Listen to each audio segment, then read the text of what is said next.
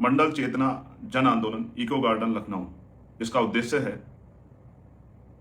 मंडल commission की बाकी सिफारिशों को लागू कराना, पिछड़े वर्ग को राजनीतिक प्रतिनिधित्व दिलाना, सामाजिक न्याय और समान प्रतिनिधित्व के सिद्धांत को सुनिश्चित कराने के लिए आजाद समाज पार्टी काशीराम ने भीम आर्मी ने तय किया है कि 7 अगस्त को मंडल दिवस पर हम और आप सब लोग मजबूती से सुबह 10 बजे इकट्ठा होकर इस आंदोलन को मजबूत करेंगे और सरकार से अपनी मांग रखेंगे। इस देश की राजनीति को तय करने वाले उत्तर प्रदेश राज्य के राजधानी लखनऊ में दतिया से निकल चुका हूं और रात तक वहां पहुंचूंगा। और निश्चित रूप से एक ऐतिहासिक दिन है कल। मंडल दिवस के रूप में आजाद समाज पार्टी कल मनाने जा रही है और आदरणीय चंद्रशेखर आजाद जी के नेतृत्व में वहां से हम लोग सब हुंकार भरने वाले हैं कि कैसे इस देश के अंदर पिछड़ों को उनके हक मिले और मंडल कमीशन की सिफारिश पूरी तरह से कैसे लागू हो पाए। हम लोग एक नया ऐलान करने जा रहे हैं। पिछड़ों को उनके हक अधिकार जब तक नहीं मिल जाते तब तक लड़ाई को जारी रखेंगे। दामोदर यादव मंडल का ये वादा है कि मंडल कमीशन पूरी तरह से लागू करा के ही रहेंगे। मानवर कांसीराम साहब ने कभी नारा लगाया था कि जो पिछड़ों की बात करेगा वही देश पे राज करेगा।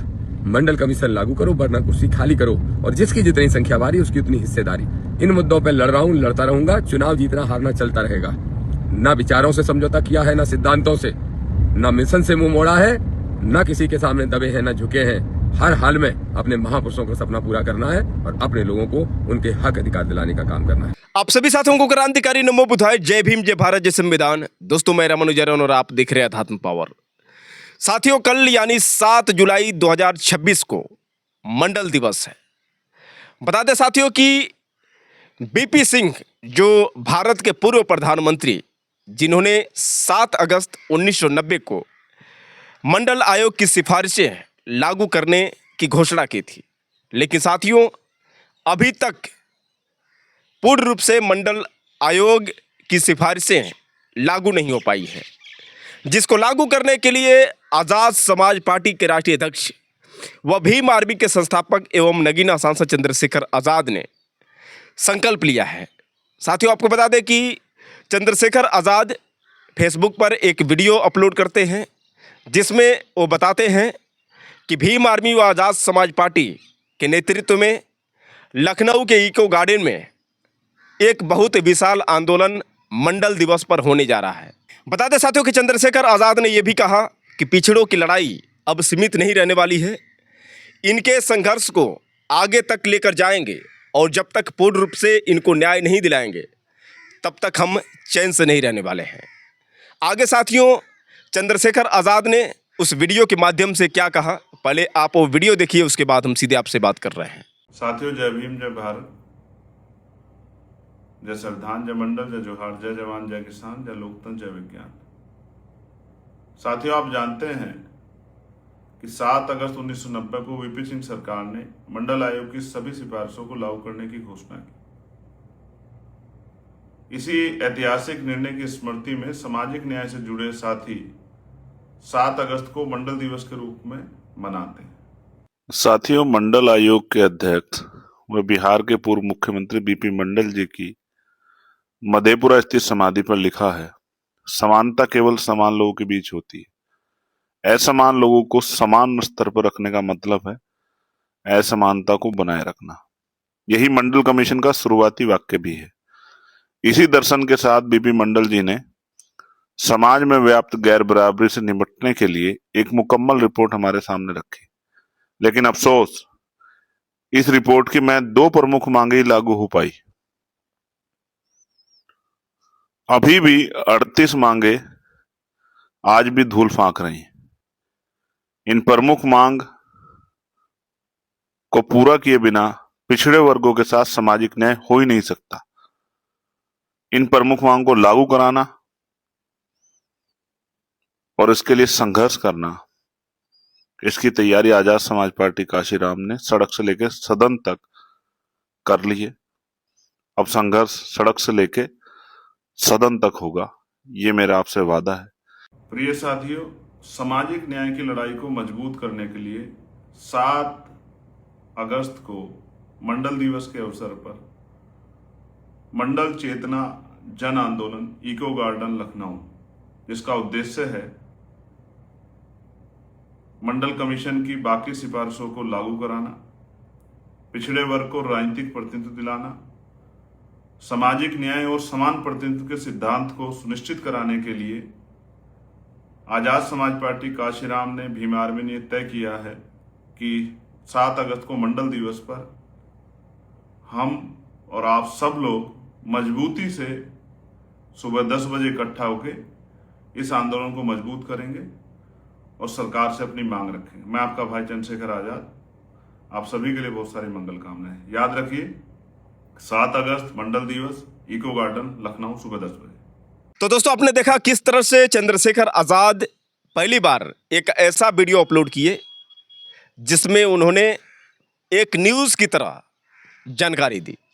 तो साथियों, कुल मिलाकर चंद्रशेखर आजाद ने जो घोषणा किया है कि 7 अगस्त 2026 को आजाद समाज पार्टी व भीम आर्मी एक विशाल आंदोलन करेगी इको गार्डन में, और सभी साथियों से उन्होंने अपील भी किया है कि आप लोग भारी से भारी संख्या में लखनऊ के इको गार्डन पहुंचे और भीम आर्मी व आजाद समाज पार्टी का साथ दें और पिछड़ों के न्याय के लिए आवाज़ उठाएं। तो साथियों, आपको बता दें कि चंद्रशेखर आजाद के इस ऐतिहासिक घोषणा के बाद आजाद समाज पार्टी व भीम आर्मी जो खुले तौर पर वहां पर एक बहुत विशाल आंदोलन करने वाली है, जिसको लेकर बता दें साथियों कि आजाद समाज पार्टी के राष्ट्रीय कोर कमेटी के सदस्य और दतिया विधानसभा उपचुनाव के जो प्रत्याशी दामोदर सिंह यादव, जो 23,000 वोट पाकर कांग्रेस बीजेपी के बाद तीसरे स्थान पर रहे। यही नहीं साथियों, दामोदर सिंह यादव ने जिस तरह से बीजेपी का समीकरण को फेल किया, उसके बाद उन तमाम लोगों के ऊपर तमाचा जड़ने का काम किया जो लोग ये कहते थे कि आजाद समाज पार्टी, चंद्रशेखर आजाद साथ ही साथ दामोदर यादव बीजेपी के लिए काम करते हैं। देख रहा हूँ लगातार भोपाल की मीडिया के द्वारा और सभी जगह 2 तरह के नैरेटिव बहुत तेजी से चलाए जा रहे हैं। जब चुनाव चल रहा था तो दामोदर यादव आजाद समाज पार्टी के प्रत्याशी को भाजपा की बी टीम सिद्ध करने के लिए एक सत्ताधारी दल के और उससे भी ज्यादा कहें तो विपक्षी दलों के कहने से एक नया नैरेटिव सेट किया जा रहा था। लेकिन आज स्थिति देखो आप, आज जब भारतीय जनता पार्टी सत्ताधारी दल हार गया चुनाव, तो अब ये नैरेटिव सेट किया जा रहा है कि दामोदर यादव की वजह से भाजपा हारी है। अब पहले तो तय कर ले लोग कि कल मुझे नरोत्तम मिश्रा की बी टीम और भाजपा की बी टीम, हमारी पार्टी को बी टीम कह रहे थे, और आज कह रहे हैं हमारी वजह से ही भाजपा हार गई है। तो मैं स्पष्ट तौर पर एक बात कहना चाहता हूं कि नरोत्तम मिश्रा को बचाने के लिए और भारतीय जनता पार्टी को हार स्वीकार करने की बजाय, दामोदर पे आरोप लगाने की बजाय, उसको ये बात स्वीकार करना चाहिए कि देश में भाजपा के खिलाफ बहुत जबरदस्त माहौल है। दामोदर यादव को पड़ा लगभग 23,000 वोट और कांग्रेस को पड़ा लगभग कितना 66,000 वोट। ये दोनों वोटों को अगर आप मिलाओगे तो आप इस निष्कर्ष पर पहुंचोगे कि 70 से 70% से ज्यादा वोट भाजपा के खिलाफ गया है। आज पूरे देश के अंदर जेएनजी मूवमेंट हो चाहे किसान आंदोलन हो, ये सड़कों पे जो प्रदर्शन हो रहे हैं वो इस बात को सिद्ध करते हैं कि हमारा देश बहुत खतरनाक मोड़ पे खड़ा है।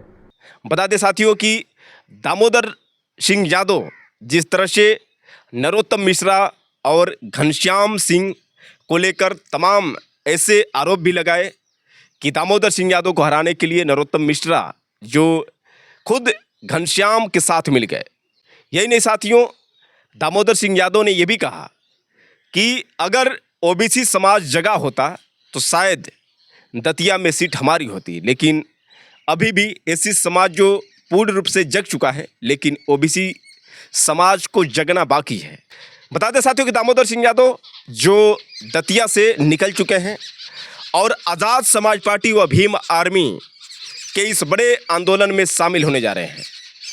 आपको बता दें साथियों कि फेसबुक पर जो उन्होंने वीडियो अपलोड किया जिसमें दामोदर सिंह यादव गाड़ी पर बैठे हुए हैं और कुल मिलाकर दतिया से निकल चुके हैं इको गार्डन के लिए। आखिर दामोदर सिंह यादव ने गाड़ी में बैठकर जो वीडियो बनाया और उस वीडियो को जो फेसबुक पर अपलोड किया, आखिर उन्होंने क्या कहा, पहले आप दामोदर सिंह यादव की ये बात सुनिए, उसके बाद हम सीधे आपसे बात कर रहे हैं। साथियों, जय ज्योति, जय भीम, जय मंडल, जय जोहार, जय संविधान, जय भारत, जय ओबीसी। साथियों, आज मैं जा रहा हूं इस देश की राजनीति को तय करने वाले उत्तर प्रदेश राज्य के राजधानी लखनऊ में। मैं दतिया से निकल चुका हूं और रात तक वहां पहुंचूंगा और निश्चित रूप से एक ऐतिहासिक दिन है कल। मंडल दिवस के रूप में आजाद समाज पार्टी कल मनाने जा रही है और आदरणीय चंद्रशेखर आजाद जी के नेतृत्व में वहां से हम लोग सब हुंकार भरने वाले हैं कि कैसे इस देश के अंदर पिछड़ों को उनके हक मिले और मंडल कमीशन की सिफारिशें पूरी तरह से कैसे लागू हो पाए। ये देश इस समय मंडल वर्सेस कमंडल की लड़ाई में है और अगर मंडल जीत गया और कमंडल हार गया तो बहुजन शासक बन जाएंगे। लेकिन बहुजनों को शासक बनने के लिए ओबीसी के लोगों को भी जागरूक पूरी तरह से होना पड़ेगा। अभी दतिया के उपचुनाव में मैंने देखा कि एससी के भाइयों की तुलना में ओबीसी के भाइयों को अभी जागने में समय लग रहा है। मैं ये नहीं कहता कि ओबीसी के भाई बिल्कुल नहीं जागे हैं, प्रयास किया है, तभी तो आडंबर पाखंड का मुखर विरोधी दामोदर यादव है। उसके बावजूद भी ओबीसी के लोगों ने साथ देने का काम किया, लेकिन कमी तो पड़ गई क्योंकि एक ओबीसी और एससी अगर दोनों मिला लेंगे तो 2.25 लाख में से तो 1,80,000 वोट हमारे ही थे, फिर भी हम सिर्फ 23,000 वोट हमारे आ पाए। तो निश्चित रूप से आज भी एक सामंतशाही, एक मनुवादी के सामने एक अम्बेडकरवादी, एक संविधानवादी, एक मानवतावादी दामोदर यादव चुनाव लड़ रहा था। उसके बाद भी हमारे लोगों को जगने में इतनी देर लग गई। तो मेरे भाइयों, जाग जाओ। जा रहा हूं लखनऊ, जहां की राजनीति देश के प्रधानमंत्री और देश की शासक तय करती है। और भाई चंद्रशेखर आजाद जी की आवाज से आवाज मिला के, एक एक कार्यकर्ता नौजवान साथियों की आवाज से आवाज मिला के हम लोग एक नया ऐलान करने जा रहे हैं। पिछड़ों को उनके हक अधिकार जब तक नहीं मिल जाते तब तक लड़ाई को जारी रखेंगे। दामोदर यादव मंडल का ये वादा है कि मंडल कमीशन पूरी तरह से लागू करा के ही रहेंगे। आप सब से लखनऊ में मुलाकात होती है, आप सब बड़ी संख्या में आए और इस लड़ाई को उतना ही मजबूत करें जैसे मानवर कांसीराम साहब ने कभी नारा लगाया था कि जो पिछड़ों की बात करेगा वही देश पे राज करेगा। मंडल कमीशन लागू करो, वरना कुर्सी खाली करो और जिसकी जितनी संख्या बारी उसकी उतनी हिस्सेदारी। इन मुद्दों पर लड़ रहा हूं, लड़ता रहूंगा। चुनाव जीतना हारना चलता रहेगा।